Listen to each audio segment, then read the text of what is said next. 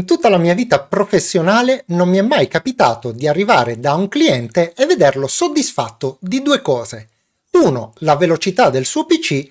2. La velocità della sua rete internet. Ora, premesso che la maniera migliore per velocizzare una rete è acquistare una connessione più veloce e quindi anche con più banda dal proprio provider, è possibile anche, soprattutto come vedremo oggi nel caso delle connessioni Wi-Fi, lavorare su alcuni parametri in modo non solo da velocizzarle ed ottimizzarle, ma da renderle anche più stabili, soprattutto in quei casi in cui il segnale arriva un po' bassino e la rete può tendere a disconnettersi. Ma non perdiamo altro tempo e andiamo a vedere insieme come muoverci. Allora, ti senti pronto? Iniziamo. Attenzione, questa volta prima di cominciare avremo bisogno di procurarci un qualcosa di un po' particolare, e cioè le credenziali di accesso al router. Attenzione perché non vanno confuse con la chiave di accesso al Wi-Fi, che è un'altra cosa. Queste credenziali sono composte di uno username e di una password, quindi di un nome utente ed una password, e solitamente si trovano su un'etichetta che è appiccicata proprio sul nostro router. Quindi se non le hai ancora sotto mano, ferma questo video, prendi il tuo smartphone, avvicinati al router e fotografa questa etichetta, che dovrebbe avere un aspetto molto simile a questa qui. Bene, adesso che lo hai fatto, possiamo proseguire. La prima cosa che andremo a fare sarà quella di procurarci un software che ci consentirà di analizzare la situazione della nostra rete in modo da poter agire e andare a correggere alcuni parametri. Per prelevare questo software faremo più o meno come al solito, e cioè apriremo il nostro browser come sempre, quindi Microsoft Edge, Mozilla Firefox, Google Chrome, non importa, e una volta aperto nel motore di ricerca andremo come sempre a digitare Gentiluomo Digitale. Effettuiamo la nostra ricerca e il primo dominio che troveremo nell'elenco che si presenterà sarà quello che ci interessa, quello relativo al dominio gentiluomodigitale.it. Facciamo clic per andare ad aprire il sito e una volta aperto andiamo a cliccare sulla voce Downloads qui in alto. Una volta aperta la pagina andremo a scorrere un po' verso il basso fino ad individuare questi due file, Wi-Fi InfoView 32 e Wi-Fi InfoView 64.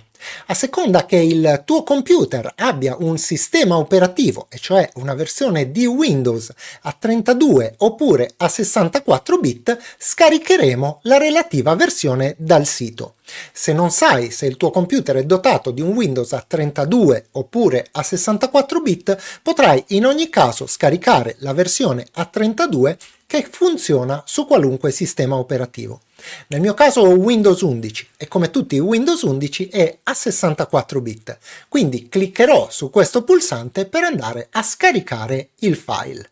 Attendiamo alcuni secondi e come vedi rapidissimamente il file viene portato sul nostro computer. Quello che dobbiamo fare adesso è andare ad aprire la cartella che contiene il file che abbiamo scaricato, quindi non faremo doppio clic oppure apri file, ma andremo ad aprire la cartella che lo contiene.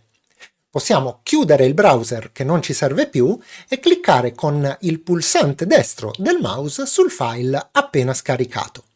Nel menu contestuale sceglieremo la voce Estrai tutto, questa qui, e una volta aperta la finestra cliccheremo sul pulsante Estrai. In alcuni secondi si aprirà una nuova finestra e potremo chiudere quella vecchia che si trova alle sue spalle.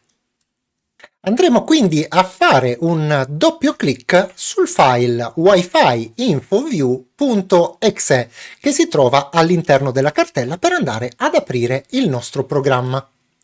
Una volta aperto, il programma ci mostrerà un elenco di tutte quante le reti Wi-Fi a portata nella nostra zona e ci fornirà una serie di informazioni utili su ciascuna di esse. Come puoi vedere, la nostra rete è evidenziata da una barra verde e quindi sarà facilmente riconoscibile rispetto a tutte quante le altre. Quello che ci interessa di tutta questa mole di dati apparentemente complessi che ci vengono forniti è solamente il dato relativo al canale che la nostra rete sta occupando. Come puoi vedere, nel caso della mia rete si trova sul canale 52 e questo va bene perché non ci sono altre reti posizionate su questo canale o su canali limitrofi. Ma se ad esempio la mia rete si fosse trovata, come nel caso di questa rete qui oppure di quest'altra rete qui, insieme sul canale 1, avremmo dovuto cambiare canale. Questo perché due reti vicine che si trovano sullo stesso canale tendono ad interferire tra loro e quindi a costringere i nostri router e i nostri computer a correggere una serie di errori che potrebbero essere evitati se si trovassero su canali abbastanza distanti tra loro. Andiamo quindi a prendere nota nel caso in cui il canale della nostra rete fosse condiviso con altri di canali non utilizzati.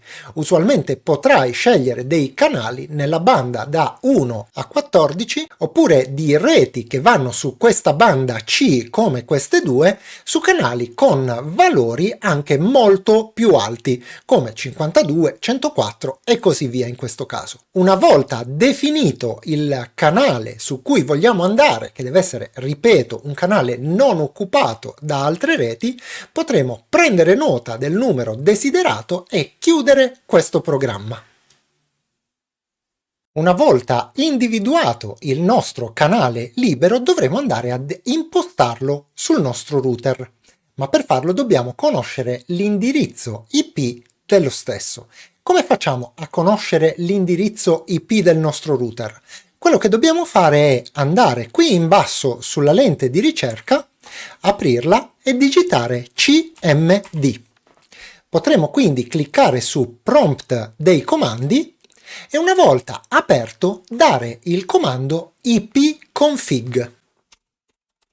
Diamo l'invio e vedremo che ci comparirà un qualcosa di molto simile a questo. Quello che ci interessa è il valore del cosiddetto gateway predefinito, che solitamente, si spera anche nel tuo caso, corrisponde all'indirizzo del router. Come puoi vedere, nel mio caso, come nella maggior parte dei router Fastweb, l'indirizzo è 192.168.1.254. Prendiamo nota di questo valore qui su un blocchetto di carta, chiudiamo questa finestra ed andiamo ad aprire il nostro browser. Questa volta nella barra in alto andremo a digitare proprio il valore che abbiamo appena scritto. Nel mio caso, appunto, ripeto, 192.168.1.254 e daremo invio sulla nostra tastiera. Ci si aprirà la schermata di login del router che ci chiede appunto quei famosissimi username e password di cui ti ho parlato prima. Andiamo quindi a digitare il nostro username e la nostra password nelle relative caselle e clicchiamo sul pulsante login. In breve tempo ci troveremo sulla pagina principale del nostro router. A questo punto viene la parte un pochino più difficile, perché dovrai andare a cercare tra le varie impostazioni quella relativa al canale di trasmissione Wi-Fi. Ti sconsiglio di toccare qualsiasi altra impostazione perché rischi di compromettere la connessione. Questa impostazione si potrebbe trovare sotto la voce Wi-Fi oppure ad esempio sotto la voce connessione, come nel caso del mio dispositivo Fastweb. Quindi in questo caso ti mostro come funziona da me, ma dovrai cercare un po' nel tuo router, perché sono tutti quanti un pochino diversi, questa precisa impostazione. Mi raccomando, ripeto, senza toccarne nessun'altra. Quindi io mi porto sulla voce connessione, scendo un po' più in basso e mi accorgo che nel mio caso c'è questa opzione che si chiama ricerca automatica del canale migliore. Infatti, se ricordi, il mio router era già posizionato su un canale ottimale, ma poniamo il caso che questa opzione non sia attivata. Quindi che cosa andrei a fare? Andrei a scegliere un canale diverso rispetto per esempio all'1 perché sappiamo già che l'1, se ben ricordi, era un canale occupato e potrò scegliere ad esempio un canale come il 4 oppure anche l'8. Una volta fatta questa operazione andiamo in fondo e scegliamo la voce Salva modifiche. Riconosco che questa volta l'operazione era leggermente più difficile del solito, anche perché c'era la difficoltà di individuare la giusta opzione nei diversi modelli di router. Se per caso non sei riuscito a fare questa cosa sul tuo router, il consiglio che ti do è di guardare quella famosa etichetta, rintracciare il modello preciso e fare una ricerca su internet, in modo da capire come si fa anche nel tuo caso questa modifica qui. E se per caso non ti senti sicuro o non riesci a portare a compimento questa operazione, non salvare, chiudi pure la pagina e cercheremo di trovare qualche altro modo, magari un po' più semplice, per farla in uno dei prossimi video. E detto questo, vorrei scusarmi con tutta quanta la community per essere rimasto parecchio indietro nei commenti. Qualcuno mi ha fatto notare che siamo arrivati a 30.000 iscritti, ma per quanto la cosa mi faccia sinceramente piacere, devo ammettere che dall'altro lato la mole di lavoro sta diventando piuttosto importante. Come sempre risponderò per primi agli abbonati del canale, perché è giusto che sia così, ma pian pianino mi metterò di impegno e cercherò di dare una risposta a tutti quanti, per quello che mi è possibile. E a proposito di abbonati, voglio immediatamente ringraziare Luciano Poli e Fabio Fragiacomo per essersi abbonati al canale. Benvenuti nella community dei gentiluomini. Ma voglio ringraziare anche Pim Music, Alex Bocelli, Alessandro Olmo, Mike Leone e Luciano Noè per i loro gentilissimi super grazie. Vi ringrazio infinitamente anche perché questo supporto ha un grosso effetto anche morale e mi aiuta a tenere botta ed andare avanti. Come sempre l'ultimo ringraziamento è riservato proprio a te che hai guardato questo video fino in fondo, mi hai fatto compagnia fino a questo punto e detto questo, come sempre non mi resta che salutarti e darti appuntamento alla prossima.